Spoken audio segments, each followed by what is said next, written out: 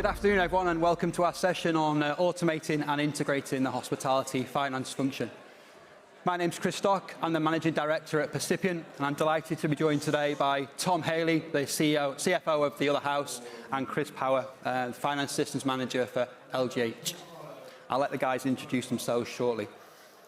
So a bit of a background on Percipient, who we are and what we do. We're a technology company and experts in implementing financial management systems, accountancy systems, years ago, ERP systems.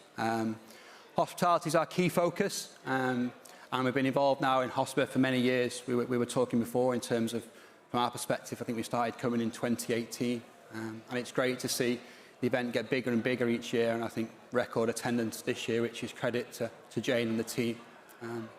The systems that we set up and implement are all based on Usely, so the chart of accounts is there out of the box in terms of a starting point for the systems that we set up. We're based up in sunny Cheshire, but really modern day now, locations really irrelevant. Our consultants are based all around the UK, and a lot of the work we do and the systems we implement now is done remotely. Proud to be one of the Sage's leading partners here in the UK. We work very closely with Sage and the product that we implement, Sage Intacct. Very much a consultancy-led business. For us, it's about using the technology that we provide to target the pain points of our customers. And really, you can have the best technology in the world, but if you don't have the right people and processes in place, it's not going to work for you. And that's very much our job and what we look to do. Sage have quite a rigorous process in terms of our consultants have to be certified, and they all go through those tests at once a year, really, to make sure they're up to date on the products and the technology that we use. Our team, we've got a stand just out there today, a raffle as well for a bottle of champagne, so please do leave your business cards with the team. Laurie's our sales director, and Dan's our ops director, Michelle's our marketing manager, so please do say hello and see them after this session. So what's the purpose today? What we're going to talk about really is looking at that changing face of hospitality finance, and what we're starting to see, the real trend is customers no longer just implementing a finance system. Those days of coming along, chucking it in, people walking away, it's not happening anymore. There's a real focus around the financial system being part of the wider hospitality tech stack. We're integrating a whole lot more now to other hotel systems. We're automating processes to make it easier to remove the manual element of what was happening. Probably got a lot of accountants in the room, so this might be a controversial point, but we're trying to eradicate spreadsheets as well. Do as much as you can in the system. And I think as well, years gone by, you'd have to go searching for data in a system. Now the dashboards that these systems provide very much pushing information to you. And we can tailor that as well, depending on the type of role, be it FD, general manager, etc. As people logging in, they can see information that's relevant to them on the dashboards, and really taking advantage now of a cloud-based finance system, of which really some of the benefits that we're seeing from that. Very easy now to adopt and implement a finance system. So I've got some of our customers in the room, so I'm careful what I say, but we can implement these systems now in 10 to 12 weeks. That's how quickly we can do it, obviously working closely with you. I think point number 2 there is really important as well. You're always up to date on the latest version of the software. So in years gone by, you'd implement the software, you'd have to keep upgrading it. That onus was on yourself. That's not there anymore. The product we work with, Sage Intacct, they have a quarterly release. So updates are constantly being pushed to you. You're constantly on the latest version. We're going to talk with Tom and Chris about integrating and process automation, and I touched on the dashboards as well. I think the outcome, and again, we're going to talk about really, as I say, it's more than just that finance system replacement. It's allowing your team to focus more on the value-add tasks, looking at data, analysing data, making decisions on data. And I think, and again, alluded at the start, we've been coming here since 2018. I think hoteliers are now embracing technology a whole lot more, and I think that's then in other areas, performance management, OCR software. Again, now every customer that we're working with now are taking on invoice scanning. So you haven't got to have someone sat in a room undoing envelopes to then key that invoice into the system. Send it to an email address and the system reads all that for you. Some latest functionality in Intacct as well is around AI and GL outlier detection. So the software is constantly spotting for any anomalies that happen. again, especially important in the world of cyber security, etc., that we operate in today. And I think as well, that whole investment in that technology is then making it more appealing for potential acquisitions or investors. If they're looking at you, they can see that you've got a solid, stable technology stack, and in fact, you've got your finger on the pulse, if you like. Okay, so that's enough from me. I'm going to let the panel introduce themselves, starting with Tom.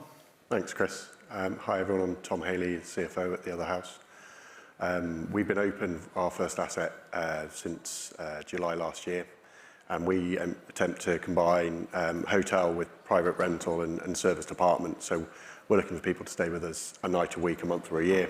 And we offered a pared-back service model, but all the benefits that you would want, but very strong tech-led. Everything is native in the cloud, and a massive ESG focus, and trying to drive ourselves that way. Okay. And Chris? I'm the finance system manager at LGH. We run 40-odd hotels badged as Holiday Inn, Crowne Plaza, and Best Western. We were using Sage X3 until the middle of this year when we moved into Intact, and we are currently digitizing the whole finance process away from our older systems. Okay, so yeah, from my perspective, a chance to ask some questions now. So if we start with yourself, Tom, if that's okay. So if we start at the beginning of your journey, so financial transformation can often mean so many different things to different people. Can you tell us a little bit more about what it meant for you and the reasons you looked to make changes? Sure. I think for us, what we tried to establish was, we describe it as end-to-end finance. And the aim for us is to make sure that the control and accountability sit in the right place.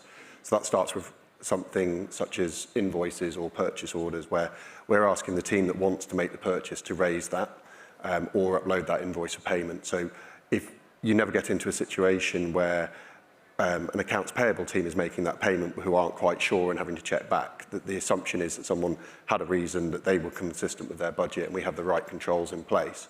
And then what we're then doing is using tools like OCR, as you mentioned, to try and eradicate the mundane. So it's not that someone else is having to key in an invoice and doing the lifting for us.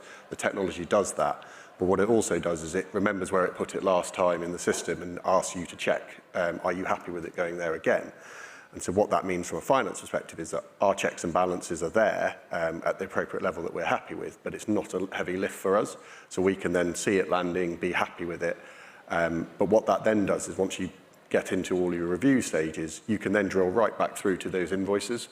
So the conversation of, well, what's that number made up of? A few clicks later, you can see what it was, how it was uploaded, and the conversation can go from there, rather than sometimes in the past, you can, people may think it was made up of a slightly different number, and then you've got to get out of the room and go and look at it. Actually, here and now, this is what it was, and we can have the conversation. Okay. And you had that exciting opportunity of being a startup. You could literally plan it all from scratch. We planned it all from scratch, and I think we were on zero just as we were establishing, just in terms of, so we've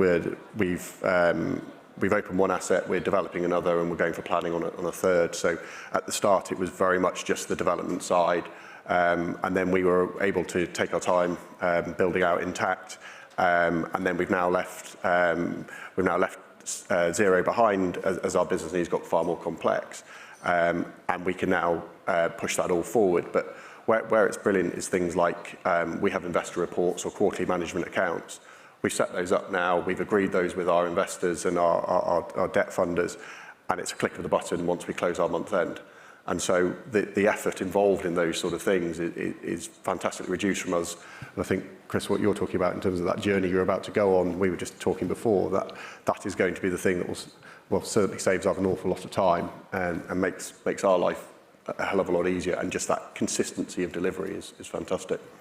So the same question for you, I guess, Chris. A bit more of an established business in terms of tell us more about the changes. Yeah, we've got legacy systems to deal with, so we've got to design a system that's overtaking those and using more digitalization. And we're building a digital spine, which is based on our PMS system, our purchasing system and the way that then integrates into the finance system.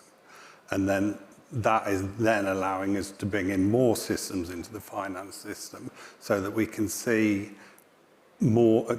We're effectively using the finance system as a sort of a data warehouse. Yep. And we can then set up things like dashboards for GMs or for F&B managers that will show data that is relevant for them. And that's what we're now trying to do. I mean, we're quite early in the process at the moment. As I said, Intact went live in the end of June this year. So we're still getting used to using that. But ultimately, we want to effectively use it as our data warehouse within the company. Okay. Okay, and then maybe we touched on this slightly, but we talked about the hotel tech stack, obviously a very commonly used term. Can you give us an insight in some of the technology that you've integrated your finance system to, sort of those key touch points? Sure. So as I said, we were lucky, unlike you, Chris. We started with a clean slate and went out to try and find the best of breed across all of it. And the key criteria for us was it in the cloud and does it integrate with other systems? So that was our sort of starting point. But we've ended up with 42 systems that we all look to integrate at different levels across the system. And what we see is a bit like the journey you're about to go on is that ability to pull in statistical information from other areas, and your Percipient Cloud Connect basically pulls that through for us so that we can sit there with information that is highly relevant, so number of covers, etc., room nights, those sorts of pieces of information that some of it can be sent through the PMS, and that's often the brain, but if the PMS doesn't give you that integration, you can actually go back to the original system and pull it from there. So it means that you don't lose that data integrity through your stack. But the thing that we talk about most is that we want it to flow. So we want it to be easy. We often talk to teams about things of, you can tell us if the system doesn't work, and we can say, well, we've looked at these things and is there something better? We can look at that. But the expectation is that we allow the data to flow through the organization, because someone does something right at the start and that kicks things off and it lands. And if we get very religious on that, and that makes, that should drive that consistency for us. And from our side, at the moment, with one site, we can keep on top of it. You could do that manually, you could do that spreadsheet-wise, that's absolutely fine. But if we're looking at 3 sites and then 4, 5, 6, we're really building we're looking to scale from net here and put all of the building blocks in place so that we're just adding bolt-ons of properties, but the data suite is there, and we go from there going forward. So it's that long-term view. Yeah. Okay. And the same question, Chris, I think you touched on sort of PMS that you've integrated to. I know you've got plans as well to integrate other systems. Yeah, so we one of the key bits of our stack is the Cloud Connect thing, because it's easier than traditional integration to tie in other platforms into that. So instead of perhaps taking 10, 15 days to build a connector, we can do it in more or less a day now. And if something changes, it's relatively easy to make those changes. Some of our technology is dictated by our brand owners, so we have to be aware of that. So we've got one PMS, but on half the business on one platform compared to the other half of the business. And so we have to deal with that data differently to the other side, and we have to make sure that our tech can do that. But the connector does make it a lot easier to bring in stuff. Like we're trying to bring in data out of our EPOS system, which at the moment, if we wanted to do that, we'd have to do manually. So I'm in the middle of a project to bring in things like covers and product sales. And that's going to be so much easier to integrate into the system. Okay. And I think you touched on there, so some of the key benefits then you've seen from those integrations? The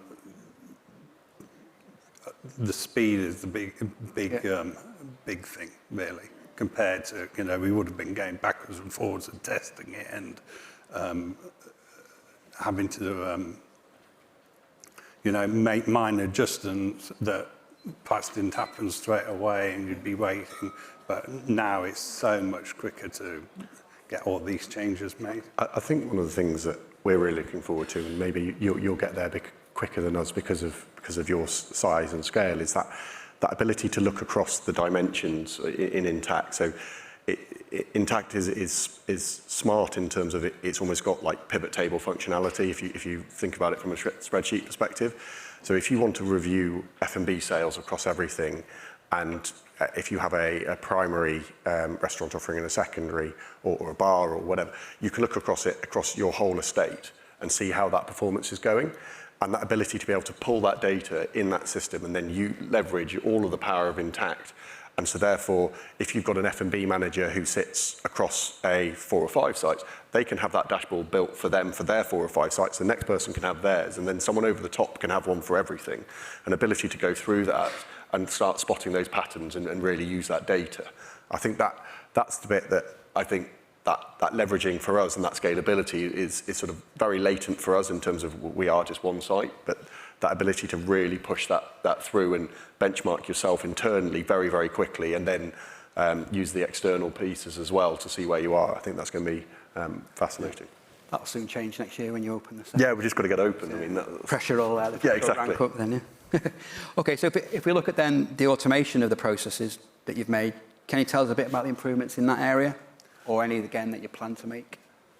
I think for us, the thing we're most excited about at the moment is Sage Intact Planning. Yeah. Okay. We've gone live with it, but we've set it up for our budget next year. And there's been an awful lot of hard work going into building our budget by minor market segment from a revenue perspective, working out what the drivers are from a business as you would in your budget.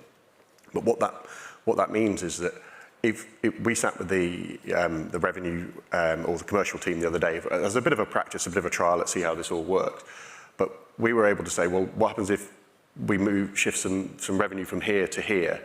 And not only do you see it from a revenue point of view in terms of maybe commissions, but you see it drop down into your EBITDA at the bottom line. Okay. And that ability to be able to have that live conversation and saying, well, if we make this decision and we do this, what does the impact mean? So that's the first piece that shows you where you think you might want to go. The second piece will be, well, did you actually achieve that? And you can build out we can build out unlimited, but let's say 3 scenarios, a good, bad and ugly, of where we're looking at for Q1 next year. But what we'll also be able to do is then go back and look at that model and see how did we perform against actual. So what did happen, what was the true EBITDA, compare that to our model, refine the model, so therefore over time, our ability to plan and be able to sit with our CEO and MD and say, this is what we're talking about, this is the impact, okay, what are the management actions that we can take, good or bad, to impact that? And that's something that we're super excited about, because you've got this platform of data and bringing that through. And then we'll get into much more top to bottom market segment profitability and be able to get through all of that sort of stuff. But to have it in a consistent basis rather than that spreadsheet, which is great for the moment and lovely, but actually be able to keep that as a living document is the bit that we're super excited about. And again, as you scale, it's... Yeah, exactly. And the same question for yourself, Chris, around the automation. So at the moment, we're looking at 2 specific things. One is automation of non-purchase invoices, so that an invoice gets emailed to us, we can scrape that inbox, it'll take the document, it'll process it, it'll code it, it'll post it into the ledgers, it'll then send it through the authorization procedure automatically that we can define beforehand. And the other big thing we're looking at is automation of control account reconciliation. So it'll drag the data out of Intact, and then it can go through and match up the transactions that are there and chuck out your reconciliation at the end. So it's a bit like how the bank recs are working at the moment, that there's automation of the bank recs, but it's moving it onto those control accounts so that it's freeing people up from doing the manual stuff, and they only really need to look at the the exceptions rather than Yeah. actually doing the box ticking exercise. Yeah. And then the benefits that's going to bring to the business, I guess, for yourself as well. Probably obvious, really, but anything to add on the benefit side then around the automation? I think it's that consistency. Yeah. It's the cost impact in terms of it not going wrong, and then I think it's just that insight that you really get out of it. Those are probably the big things for us. Okay. Okay, so again, Tom, if we start with you, if you look back over the whole journey that you've been on, obviously there's people in the room that perhaps may be looking to embark on a similar thing. Any advice you'd give them, or anything that you do differently now looking back? Interesting question. You're both in different positions. So. I think the thing I learned about it, probably the most important thing, which I didn't realise at the start, was just being absolutely religious on your chart of account. And it sounds silly, but it literally is. It is the cornerstone. But also actually going and making sure that you speak to all your stakeholders about what they want to be delivered at the end of it. And so you're not just building something off in isolation. If you're bringing finance much more into the ecosystem from a tech stack, it's also about saying, right, we're going to make the decisions here that are going to have an impact of, do you want to know F&B revenue? Yes. Do you want to know breakfast? Yes. Do you want to know takeaway breakfast versus non-takeaway breakfast? Yes. Okay, great, we'll build that. No, not bothered. Perfect. But if you then change the mind, you've then got a bit of saying, right, well, we can go and do that, but we're not going to have the history. Okay, that's fine. But that absolute focus and making sure that you take your chart of account through to the strategic before you start building it saves you a lot of heartache. I think the other thing is that, exclude yourself out of this, but the sales pitch, does it marry up to what they've actually told you? And the integration and everything else, and what you're told, make sure that the salesperson meets what the implementer can actually achieve for you. Given that he's in the room then, did ours match up? No, where is he? Yeah, well done. No, it did, and I think that's, from our side, yeah, you're an amazing partner from that perspective, and I think anecdotally, I spoke to someone else, a manufacturing business, about Percipient and about Sage Intacct. I was going on about it, and actually these guys looked at it, and I asked the business, how is it going? Have you done it yet? And they said, well, no, actually, Percipient have said, we're not happy with the system yet. We don't want to implement it. And actually, someone who you could have just cracked on, you could have given it a lash, but actually, you sat there and said, no, we're not happy, and therefore we won't take that forward. And I think that, yeah, exactly, a different sector where Intacct's trying to get into, but that sort of that relationship that you therefore have with your clients, I mean, super important to us. Yeah. Okay. And the same question for you then, Chris. Any advice? I think the key thing You've done a few of these, haven't you? So is to know where you want to go. Yeah. And what you want to achieve as much as anything. But you've also got to be, I think you've got to accept that it'll move all the time because the technology is changing, your processes and business changes, and you've got to be prepared to be adaptable. Yeah. To get to where you want to be, really. Okay. Okay, so final question, then we'll open up to the audience to ask you some questions. In terms of plans for the future, on the finance side, is there anything you're looking at? Maybe you've touched on a few already, but in the next sort of 6 to 12 months? From our side, no. I think we happy you're there. we think we've done enough at the moment. I think a lot of the conversations stay about AI and those sorts of things, and I think just making sure that we look after that data will probably be our next question.